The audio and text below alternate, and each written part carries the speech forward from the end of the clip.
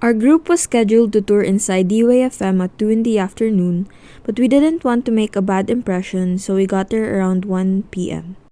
The guard was kind enough to let us in and let us wait inside the lounge area.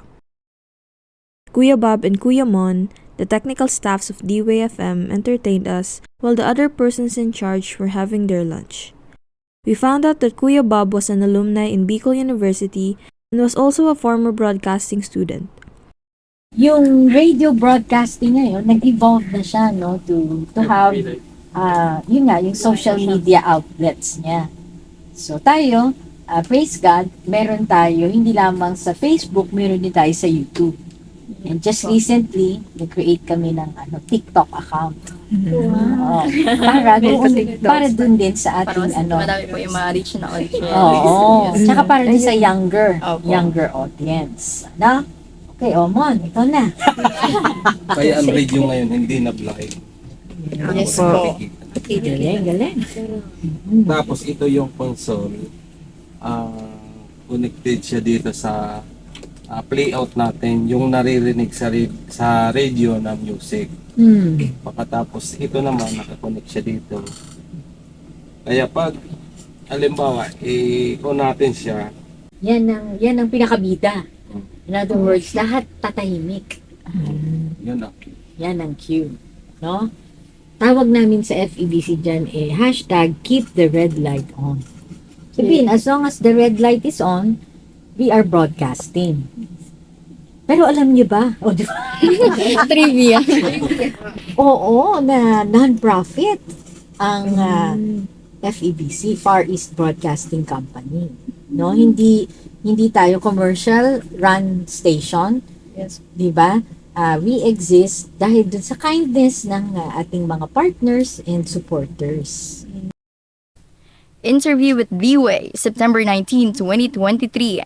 Magandang hapon po sa ating mga listeners ngayon. Narito po tayo ngayon sa station ng Care 104.3 D-Way FM at ating mga kapanayam ngayon ang OIC Station Manager na si Ma'am Cecil Amog. So, hello po ma'am, good afternoon po and thank you so much po for accommodating us. So, yun po, kanina na pag-usapan na po natin yung about sa history po ng D-Way. By its name, obviously, the station is a station that cares.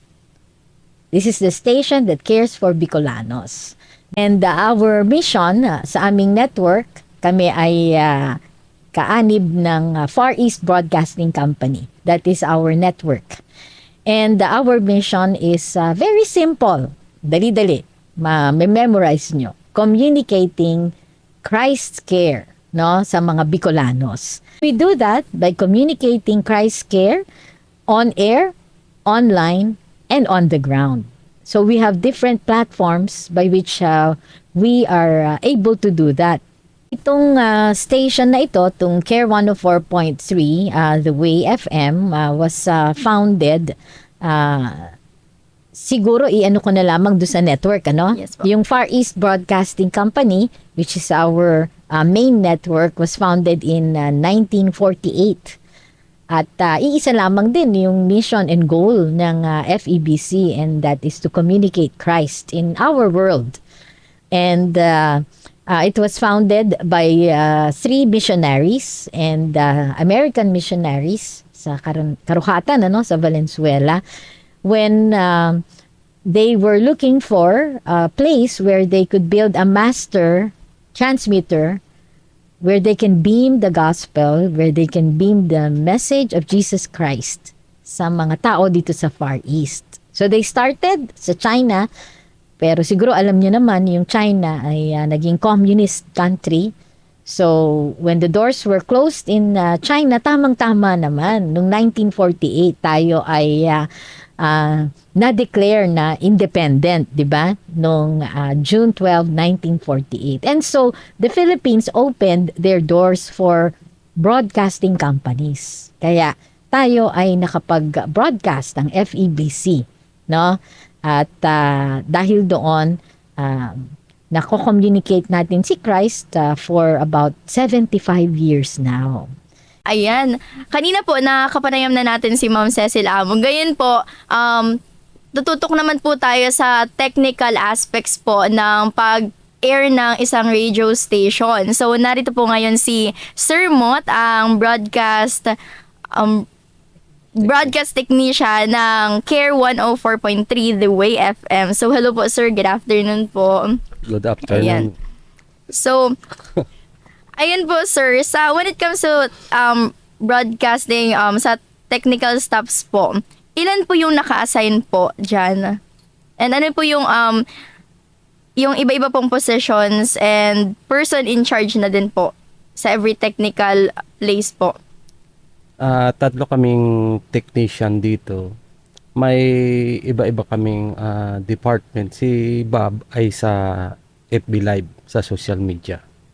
Siya yung nag-handle sa video, so yung nakikita sa social media and sa YouTube. Okay po. Yung sa'yo po, sir? Sa akin naman, dito sa console ako naka-assign. Ako nagmaman ng audio, yung naririnig sa radio. Tapos yung mga spot, ako ang gumagawa. Okay po. So, regarding po dyan sa question, sa answer nyo po, parang alam nyo din po ba yung work ni Kuya Bob? And pag wala po iba siya, ikaw po ba yung pumapalit? And pares lang din po kay Sir Bob? Ganun po.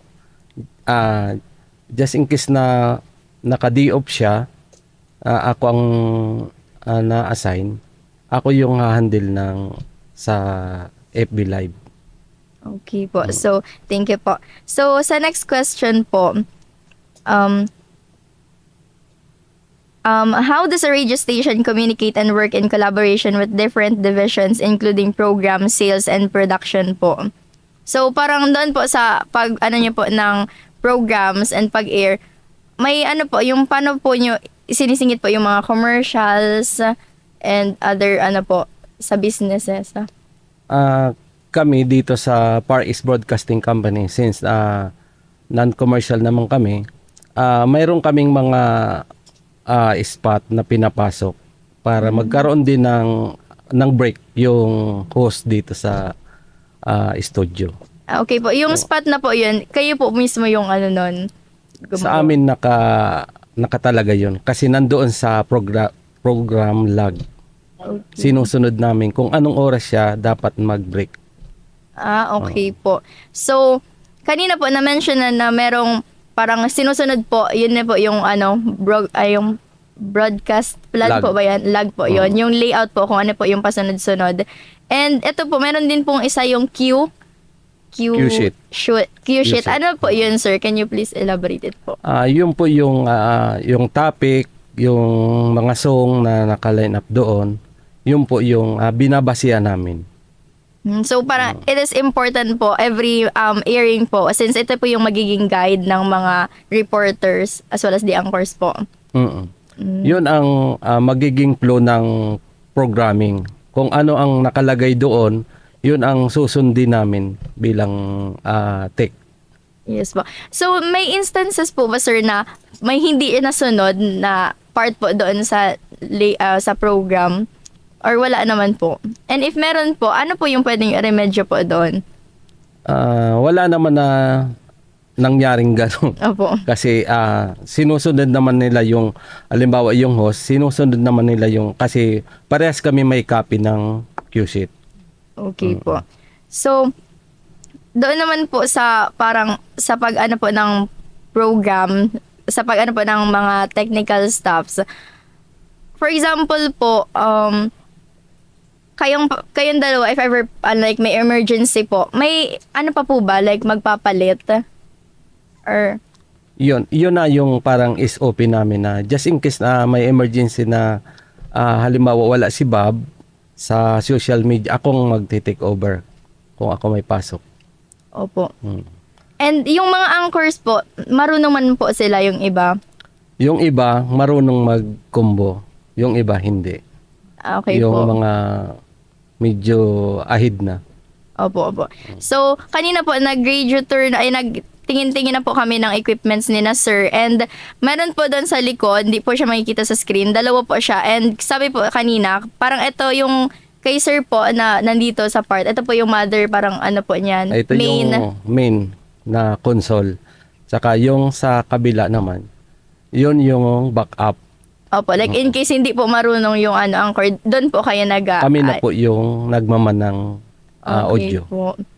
So, yung doon naman po sa interference, or for example, may power outage, ano pong pwede nyo pong gawin kapag may ganoon po, para hindi ma-interrupt yung pag-air? Since mayroon naman kami dito yung UPS, hindi naman siya na nagkakaroon ng problema. Kasi mayroon siyang remaining time na parang 20 minutes bago mag-off yung UPS. Kaya tuloy-tuloy yung broadcast. Hindi siya napuputol. Okay At po. saka, yun na rin yung, alimbawa 20 minutes na walang kuryente, aandar na rin yung generator namin. Kasi siya yung, automatic na po siya na aandar. Hindi na papaandarin pa ng tao. Sige po, sir. So, okay na po yun sa technical, mga about sa technical, since nasabi na po din po kanina and na-explain na po. So, actually po, mamaya po, ipapakita po namin yung mga procedures po. Actually, naipakita na po ni na sir, and doon po sa aming ipapresent sa school, ipapakita po namin yung pasunod-sunod po kung ano po yung mga ways na ginagawa ni na sir para iman po itong mga equipments po na ginagamit nila sa pag-air ng station, nitong mga programs po. So, ayun po, sir. Thank you so much po, sir, sa pagsagot po ng mga question. It is really helpful po talaga sa aming mga students since we are, still knowing the processes po na kailangan din naman po namin when it comes kapag nag-work na po kami. So, once again po, thank you so much po, sir. So, ayun po. Hello, guys. Kanina, nakausap na po natin si Ma'am Cecil Amog at si Sir Mot. And yung na-explain po nila is nasakto naman po sa mga, sa gusto namin pong mga sagot. And si Sir Bob, isa din po siyang, broadcasting student before. At paras po siya ni Sir Mot na into the technical team. And dito po, parang summarization na lang po ng ating napag-usapan kanina na yung kay Ma'am Cecil, na-mention niya na po yung history ng CARE 104.3 The Way FM.